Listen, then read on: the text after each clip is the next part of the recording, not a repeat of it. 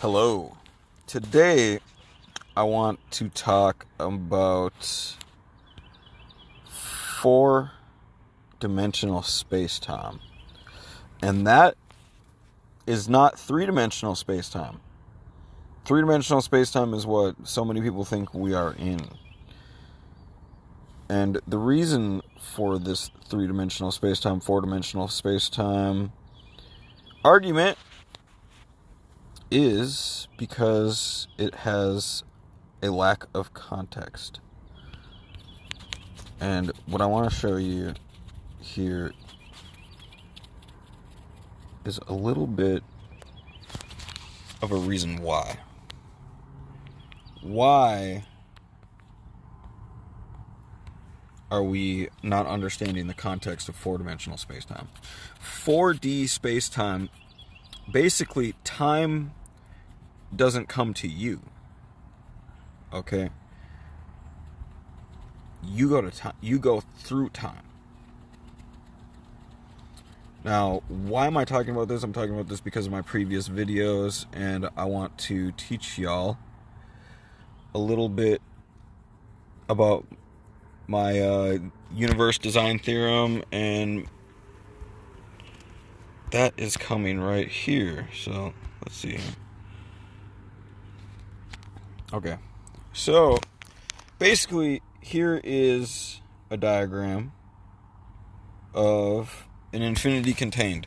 This will be like all of the factorial ingredients of a universe or a video game. And here is the start, and here's the end. And within the start and the end is every single permutation of what can be. So there are so many possible options within this square. This is the idea. This is how we're going to get you to break through to the understanding of 4D space-time.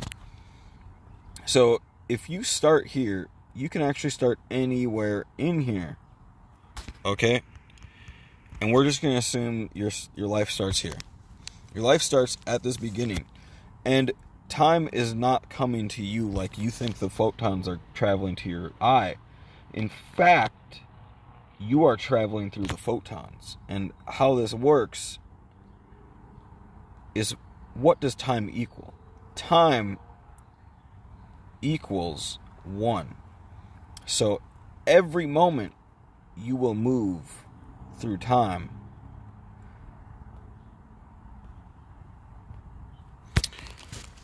and every variation is dependent on your choices. So during each individual moment of time, you will plop to a different phenotype of time. Does that make sense? I hope this makes sense and that you all understand it. This is your free will.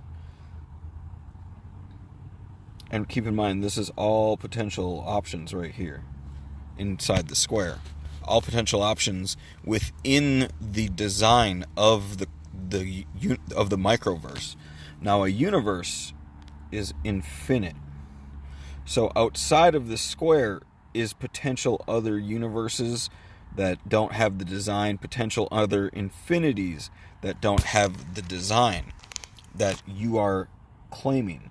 Like, think of it as like World of Warcraft, for example. Like, we are playing World of Warcraft.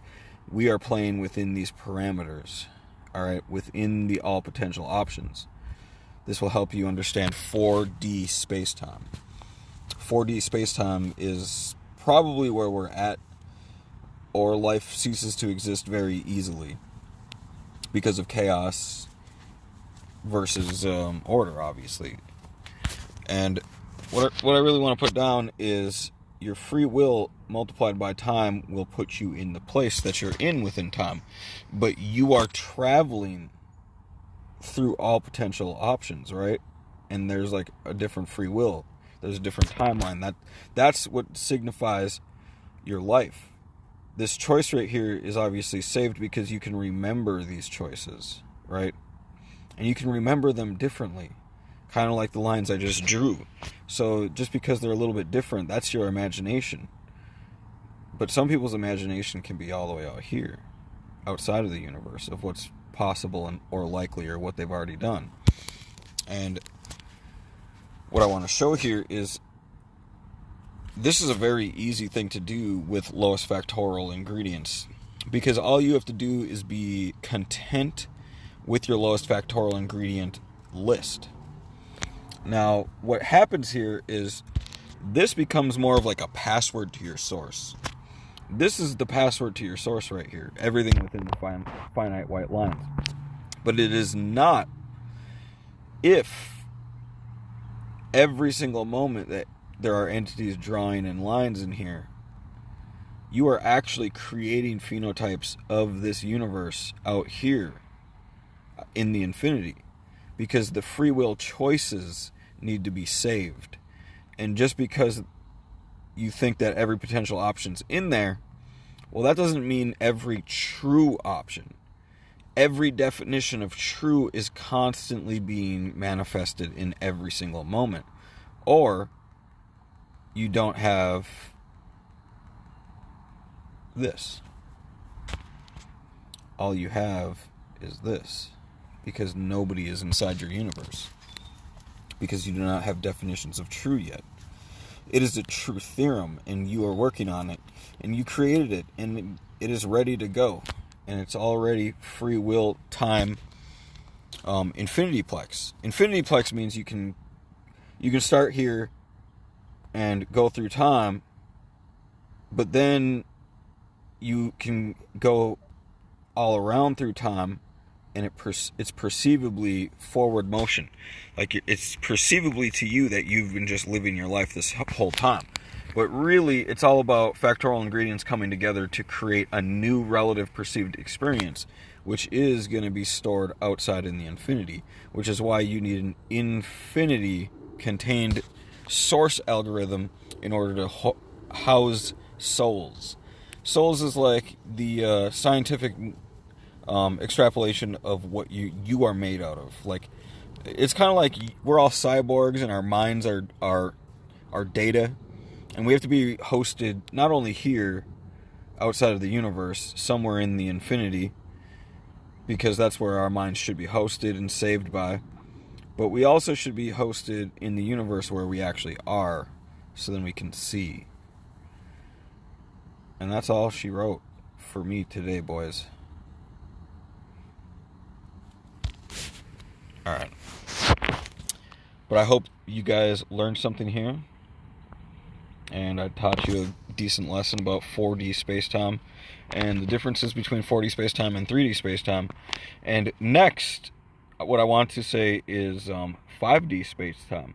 I heard recently 5D space-time is everything, and that has to do with true source, original source, and everything that currently exists ever. Because what I want to go over here is everything that exists ever is right here on that white dot. And everything that's black and infinitely past that forever is everything that's going to exist in the future. Everything that hasn't been invented and everything that hasn't been figured out yet. Because lowest factorial ingredient scales infinite, parallel, and infinitely smaller forever. So I'm not saying that there's something smaller than a quantum bit, because we can be easily hosted in pre-computed time, where string theory is source code and quantum bits are the smallest factorial ingredient. And the reason why I'm saying that white dot is everything that existed ever is because that white dot gets bigger and bigger and bigger every single moment. But it's still always zero. Because infinity is everything that's going to exist. So you can only have that which you are comfortably calling created within existence. And when you define it and you start equating to it, and you're doing all kinds of stuff in equations and E equals MC squared, yeah, all that fancy universe creation and biotech and soul science doesn't really matter too much, because infinities matters more. And that's where we're at in existence right now, is infinities.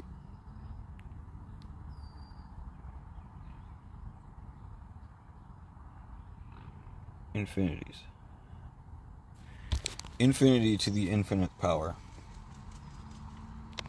And this is the most true solution of the universe right here. Infinity to the infinite power. I hope you enjoyed. Have a good day.